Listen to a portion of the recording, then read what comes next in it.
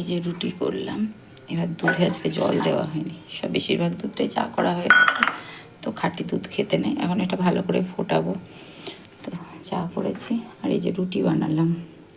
এখনও তরকারি কি করব জানি না, দেখি কিছু একটা বাটি চচ্চড়ি বসিয়ে দেবো। ভালো লাগছে না আমার আর কিছু করতে। রুটি করলাম আর সারাদিন ভিডিওটা অন করিনি। এই দেখো সকালের ওটস মাখা, যেমন ওটস তেমনই আছে, দই দিয়ে মাখা। এটা ফেলে দেবো, আর ভালো লাগছে না খেতে।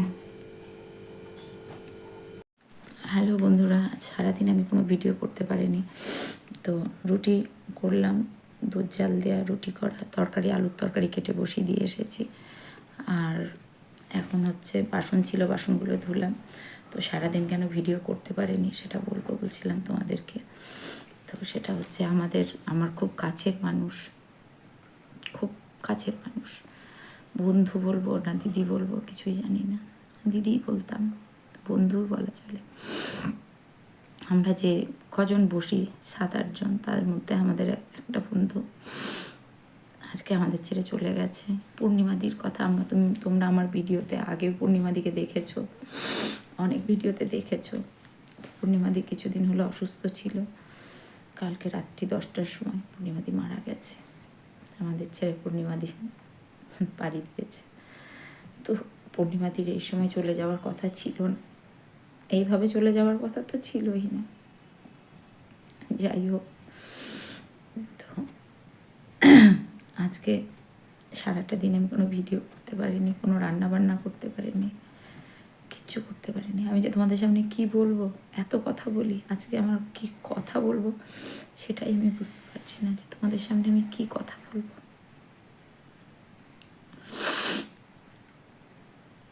পাড়া পুরো মানে পাড়াতে প্রত্যেকে আফসোস করছে, প্রত্যেকটা বন্ধুরা আমরা কান্নাকাটি, প্রত্যেকে। সারাটা দিন আজকে আমাদের এরকম কেটেছে।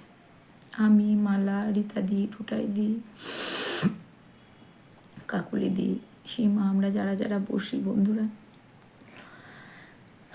প্রত্যেকে হাহুতাশ করছে। কে এসেছিল, তো আমরা সব একসাথে বন্ধু। আমার কাছে বসে পূর্ণিমা দিয়ে অনেক গল্প করতো। কেউ যদি না, আমি যদি তালা দিয়ে কোথাও যেতাম, মালাকে গিয়ে জিজ্ঞেস করতো, এই মালা ঝুমার বাড়িতে তালা কেন রে, ঝুমা কোথায় গিয়েছে? মালা বলতো, আমি তো জানি না। তুই জানিস না, তুই ওর বন্ধু, তোর সাথে ভাব জানিস না। ইভেন সব থেকে যেটা কষ্টের কথা, কিছুদিন যেদিন পূর্ণিমা দিয়ে অসুস্থ হয়, সেদিন ও রাতে আমার সাথে অনেকক্ষণ গল্প করলো। বাজার থেকে এসেছে, অনেকক্ষণ গল্প করেছে। তখন তার আগের দিন আমার বাড়ি বসে বসে অনেকটা সময় গল্প করে গেল, যে তোমার মতো এরকম একটা নাক চাবি কিনবো, এই কিনবো, সেই কিনবো, অনেকটা সময় গল্প করে গেল। আর পূর্ণিমাদির যেটা প্রবলেম ছিল, প্রচণ্ড রিচ খাবার খেত, লিভারে একটু ইনফেকশন হয়েছিল, প্রচুর সমস্যা ছিল, সুগার ছিল, হাই সুগার। বারণ করতাম, পূর্ণিমাদি এত মিষ্টি খেও না, খেও না, শুনতো না। যা হবে হবে, খেয়েই মরি আমি, খেয়েই মরি, এরকম বলতো। অনেক রকম সমস্যা ছিল।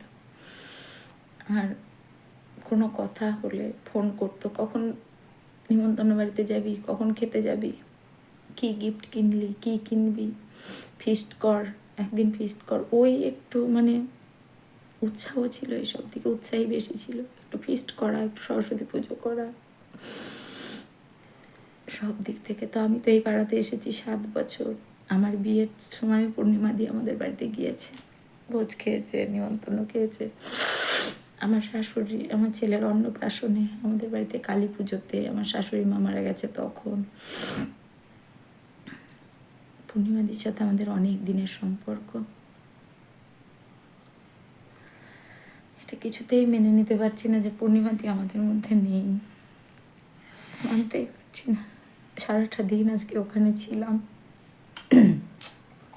কালকে রাতে যখন শুনলাম 12টার পর, আমি, মালা, টুটাইদি, রীতাদি সব গেছিলাম পূর্ণিমাদির বাড়ি। অনেকক্ষণ ছিলাম, সঞ্চিতা আছে, বাচ্চা মেয়ে।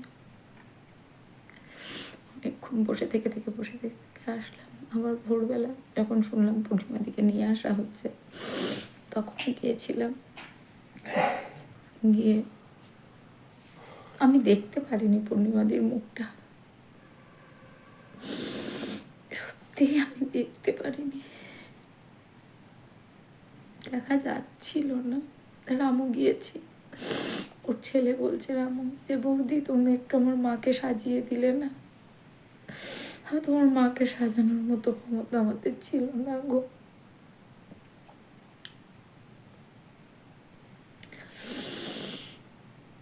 পূর্ণিমা দিয়ে পিকনিকে যদি রান্না করতাম, জমা তুই আয়, তুই আর আমি রান্না করব, তুই আয়, তুই আর আমি রান্না করব। রিসেন্ট আমাকে বলে গেল যে জানিস জমা খেতে কিছু ভালো লাগছে না, একদিন পিকনিক কর না, বা ইয়ের তরকারি কর আর চিকেন কর, তুই চিকেনটা করিস খুব ভালো, একটু চিকেন কর না। বললাম ঠিক আছে, একটু সবে শীত পড়লো, শীতটা একটু উঠুক তারপরে সবে তো শীত পড়লো।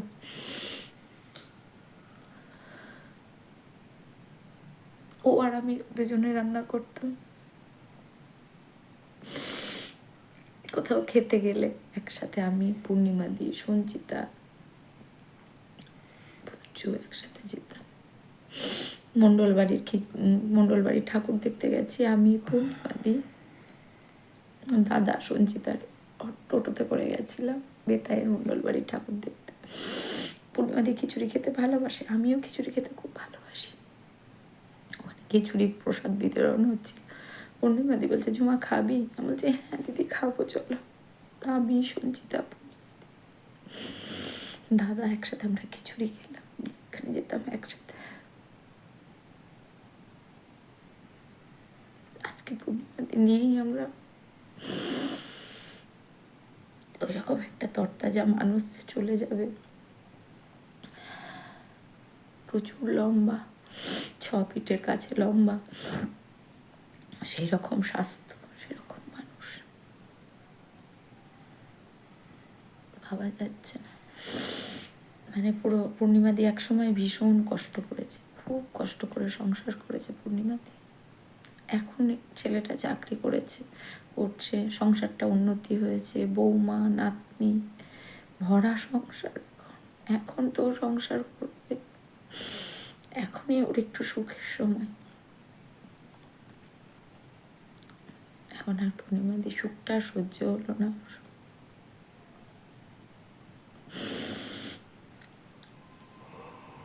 যাই হোক, আমরা যাই করতাম পাড়াতে, আমরা যে কজন আছি একসাথে যা করতাম সব একসাথে আমরা। আমাদের মিনু কাকিমারও শরীরটা খুব খারাপ, মিনু কাকিমাকেও দেখে আসছি বারবার। মিনু কাকিমাকে আবার রাত্রেবেলাতেও দেখে আসলাম, শরীরটা খুব খারাপ। তো মিনু কাকিমাকে দেখে আসলাম, মিনু কাকিমার শরীর খুব খারাপ। আমরা সব একসাথে বসি, তো আমাদের যে সমবয়স্কা হলেই যে বন্ধু হবে এমনটা না, আমাদের অনেক সিনিয়ররা আমাদের বন্ধু। আমি, মিনু কাকিমা, পূর্ণিমা দি, মালা, টোটাই দি, নিতু দি, রীতা দি, কাকলি দি, সীমা, আমরা একসাথে সবাই থাকি। তার মধ্যে পূর্ণিমা দি আমার ছেড়ে চলে গেল।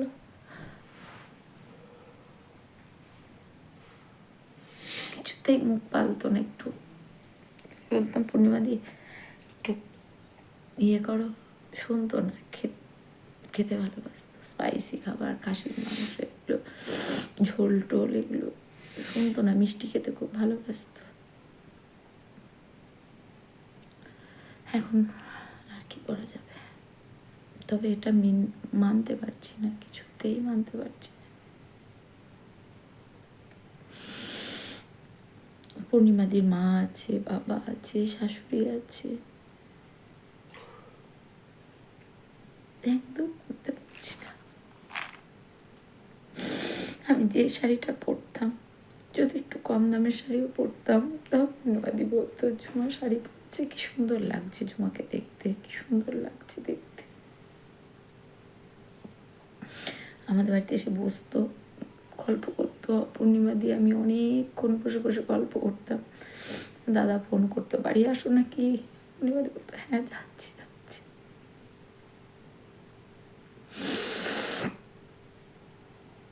তো যার জন্য আমি আজকে কোনো ভিডিও করতেও পারিনি, আমার ইচ্ছাও হয়নি। তো তোমরা আমার পরিবারের সদস্য, তোমাদের সাথে আমি সুখ দুঃখ হাসি কান্না সবটাই শেয়ার করি, তাই এটা করতে বসলাম, এটুকু তোমাদের বললাম। আর কি করা যাবে, এখন পূর্ণিমাদির আত্মার শান্তি কামনা করি। পূর্ণিমাদি যেখানেই থাকুক ভালো থাকুক।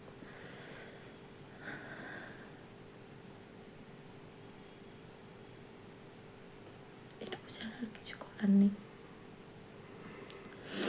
চলো তোমরা ভালো থেকো, সুস্থ থেকো, পরিবারের সাথে সময় কাটাও।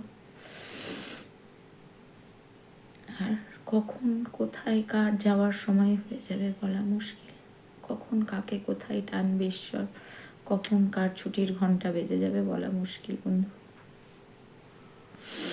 প্রত্যেকটা মানুষের সাথে ভালো ব্যবহার করো। ছেলেটা খুব ভেঙে পড়েছে, খুব কাঁদছে, বৌমাও তাই। বৌমা যতদিন বিয়ে হয়ে এসেছে সঞ্চিতা, ও শাশুড়ি ছাড়া কিছু চেনে না। যেখানেই যেত, বাজারে যেত, শাশুড়িকে নিয়ে যেখানেই যাই যাক না কেন, যেটুকুই করুক ও শাশুড়ির সাথে।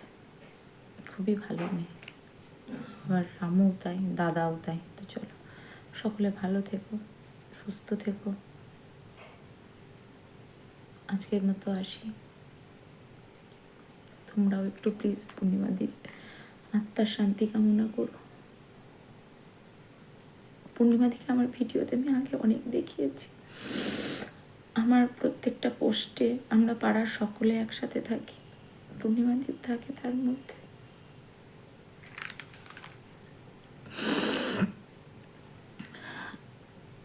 আজকের মতো আসি। তোমরা সকলে প্লিজ পূর্ণিমাদির একটু আত্মার শান্তি কামনা করো। ভালো থেকো, গুড নাইট। আর আমার কোনো বলার ভাষা নেই, আমার মুখ দিয়ে কথা বেরোচ্ছে।